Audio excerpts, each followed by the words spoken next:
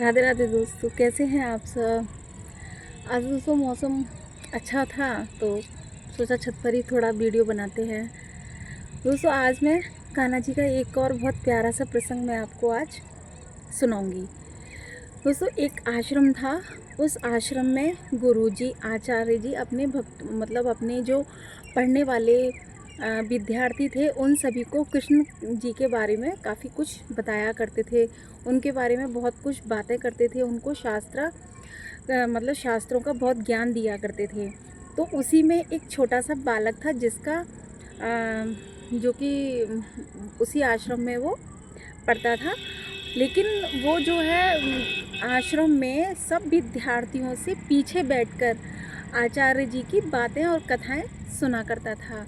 उसको सभी वहाँ पे भोंदू कहकर बुलाते थे। भोंदू, सभी ने उसका नाम भोंदू रखा था क्योंकि बहुत सीधा बालक था वो।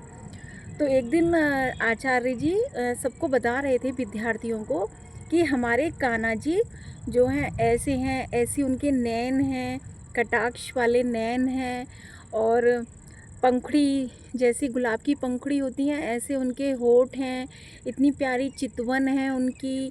और बैजंती माला पहनते हैं, कमर में कसकर बांसुरी रखते हैं, माथे पर मोर मुकुट लगाते हैं पगड़ी में।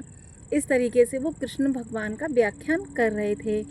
तो जो भोंदू था वह जो है और वो भांडीर वन में आते हैं अपनी गायों को चराने के लिए। तो ये बैठा बैठा भोंदू सबसे पीछे ये सारी बातें सुन रहा था। तो उसने सोचा कि आचार्य जी हमारे गुरु जी तो हमें कुछ असत्य बताएंगे ही नहीं। तो वो उनकी सारी बातों को सत्य ही मानते थे।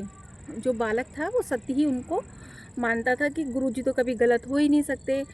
और वह भी भांडीर वन में डेली अपनी गायों को चराने के लिए वो भी जाया करता था। उसने सोचा कि मैं गायों को चराने के लिए जाऊंगा और वहाँ पर मैं कान्हा को, कृष्णा को मैं देखूंगा कि वो भी वहाँ पे गाय चराने के लिए आते हैं, गुरुजी ने कहा था। तो वह अगले दिन गाय चराने के लिए भांडीर वन में गए और वहाँ पे गायां उनकी चरने लगी और वो यहाँ वहाँ जाकर देखने लगे और बोले कि और मन ही मन में सोच रहे थे कि कान्हा यहाँ भी नहीं है, कान्हा यहाँ भी नहीं है, शायद मुझ में ही कोई कमी होगी इसीलिए मुझे कान्हा दिखाई नहीं दे रहे। तो ढूंढ रहे थे कान्हा को और उनके ना मिलने पर वे अपने आप को ही कोस रहे थे, दोषी मान रहे थे कि शायद मुझ में ही कोई कमी है क्योंकि मुझे कान्हा जी दिखाई नहीं दे रहे हैं। ऐसे ही जो है एक दिन बीता, 2 दिन बीते, फिर 2-3 दिन के बाद में वो भांडीर वन में गाय चराने के लिए फिर से गए। तो उन्होंने देखा कि इधर उधर देखा, बहुत उनके भाव को देखकर और उनकी सौम्यता और कोमलता को और शुद्ध विचारों को देखकर जो है कृष्ण भगवान ने उनको दर्शन देने का मन बनाया। और वह उसी भांडीर वन में अपनी गायों को लेकर चराने के लिए आए। तो भोंदू ने देखा कि एक बालक छोटा सा प्यारा सा, जिस तरीके से व्याख्यान गुरुजी ने किया था उसी तरह का बालक जो है बहुत सारी असंख्य गायों को लेकर और सामने से आ रहा है। और उसने सर पे उसने मोर पंखी भी लगी हुई है और कमर में उनके बांसुरी भी लगी हुई है और गाय के गलबहियाँ डालकर वो चले आ रहे हैं। तभी जब उन्होंने ये सब देखा और वहाँ पे गए और उनसे वो मिले। कृष्ण को देखकर पहले तो वो बोले कि भोंदू ने कहा कि आ गया तू, मुझे तो तेरा इंतज़ार था, आजा बैठ जा। तो कान्हा जो थे कृष्ण जी आए उनके पास में, बोले कि हाँ तू जो है मुझे ढूंढ रहा था, जैसा मैं आ गया। तो भोंदू ने कहा कि मेरे जैसे आचार्य जैसे गुरुजी ने व्याख्यान किया था, तुम बिल्कुल वैसे ही हो, तुम जय जय हो ना, तुम भगवान हो ना। कि हाँ, कि मैं जय जय नहीं, मैं तेरा मित्र हूँ। इस तरीके से बोला कि कान्हा ने फिर उनसे कहा, भोंदू से, क्या बातें ही करते रहोगे, मुझे बहुत तेज़ भूख लगी है, मुझे कुछ खाने को दो। तो वह उनके साथ जो है बैठ गए खाने के लिए। भोंदू भी अपनी पोटली लेकर आए, उसमें 2 रोटियां थी, गुड़ था और उसमें मिर्च थी, कुछ था अचार, तो वो लेकर वहाँ बैठ गए। उसने कहा कि लो तुम ये खा लो। एक रोटी उन्होंने गुड़ के साथ में कान्हा को निकाल कर दे दी।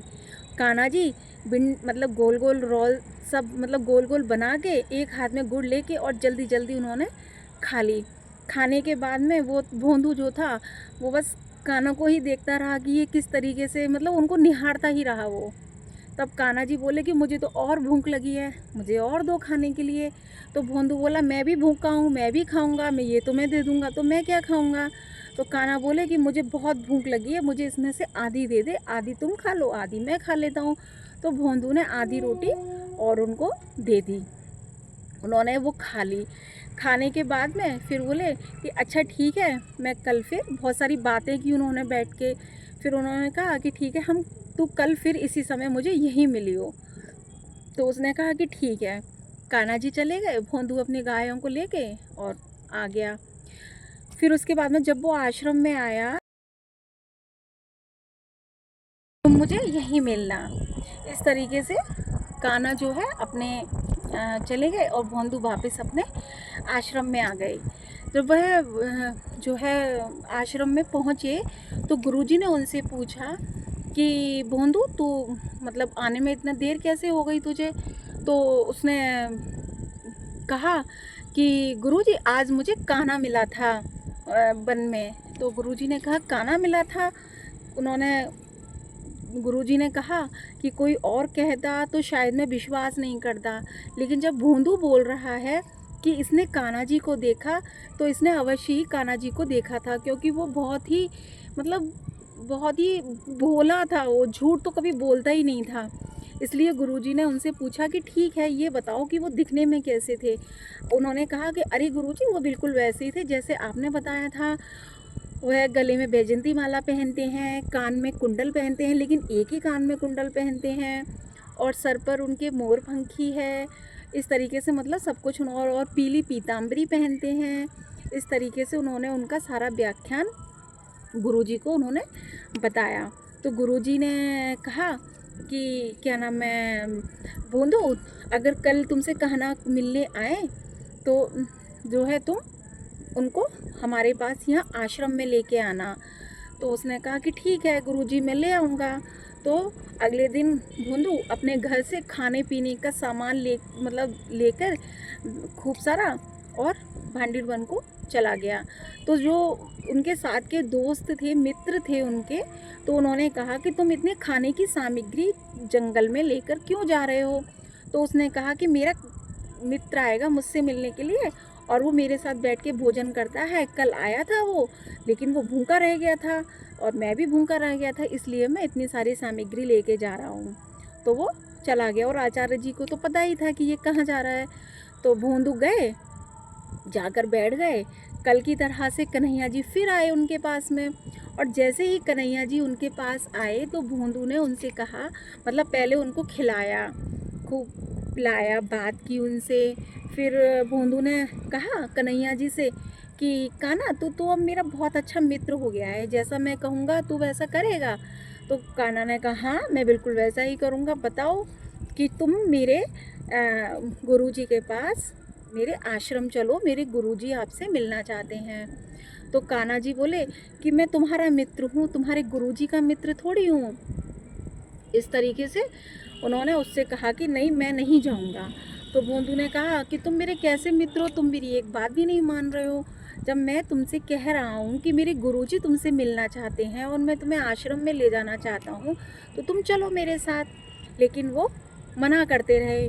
भोंदू ने कहा कि ठीक है, उनसे खाना छीन लिया भोंदू ने भगवान से मतलब कृष्णा से कि लाओ मेरा खाना दो, मतलब मेरा भोजन दो, ये भोजन ही मेरी गुरु की रसोई का है, मैं ये तुम इसको भी मत खाओ तुम, और जो तुम्हारे मुंह में है ना जो तुम खा रहे हो चबा चबा के उसको भी तुम बाहर निकाल दो, वो भी मेरे गुरु जी का है।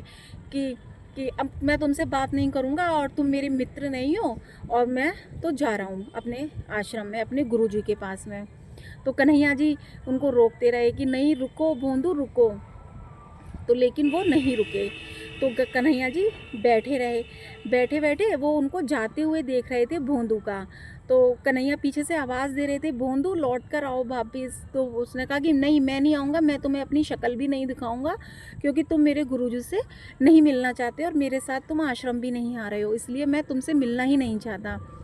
और इतने में कान्हा बोले कि मुझसे मिलने के लिए तो इतने सारे ऋषि मुनि सब लोग इतना तप करते हैं और तुम मुझसे मुख मोड़ के जा रहे हो।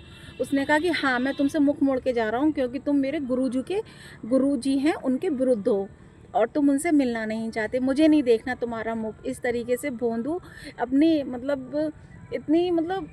इतना ऐसा स्वभाव था उनका, इतना भोला सा, कि उनको ये भी नहीं था गुरुजी की आज्ञा के आगे कि ये भगवान है, ईश्वर हैं ये। वो चले गए, मतलब चले जा रहे थे। तभी जब वो कृष्ण को जब दिखना बंद हो गए, तब कृष्ण व्याकुल हो गए और उनके पीछे पीछे भागकर और पट से उनके जो है पीठ पर चढ़ गए। बोले, भोंदू तू मुझे जहाँ ले चलेगा मैं चलूँगा तेरे साथ, लेकिन मैं तुझे नहीं छोड़ूंगा। भोंदू जो है खुश हो गए और वो उनको अपने आश्रम में ले गए। और वहाँ पे आश्रम में जो उनके गुरुजी थे, उनके नेत्रों से अश्रु बह रहे हैं और वो इंतज़ार कर रहे हैं, उनका पूरा शरीर थर थर काँप रहा है कि आज कान्हा जी आएंगे मेरे पास मुझसे मिलने के लिए। मतलब कान्हा जी का इंतज़ार कर रहे थे वो वहाँ पे।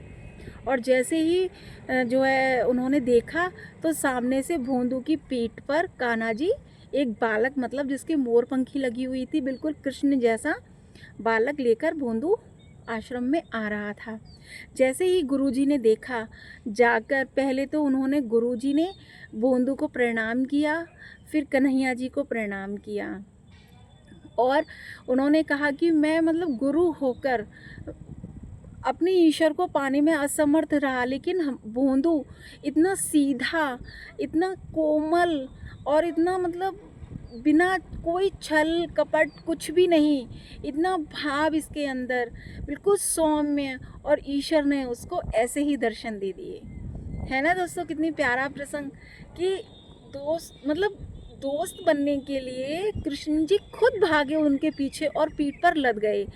जबकि भोंदू ने ना तो कोई पूजा पाठ किया, ना कोई नाम जप किया, ना कुछ किया, लेकिन उसका मन और हृदय इतना साफ था, वो कभी असत्य नहीं बोलता था और हमेशा सत्य की राह पर ही वो चलता था। तो दोस्तों, है ना कि भगवान तो भाव ही चाहते हैं और भाव के ही भगवान आगे पूरा समर्पण कर देते हैं। तो भाव से बोलो राधे राधे, जय श्री कृष्णा।